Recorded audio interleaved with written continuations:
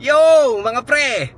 Alam nyo ba, exclusive leak ito, na si Nuzjuro ang immortal na nag-iispada sa limang matatanda, ang tunay na unang gumamit ng Wado Ichimonji, at sinasabi nga na may taglay siyang isang Forbidden Sea Stone Devil Fruit na kaya ngang i-freeze ang kahit anong Haki Slash.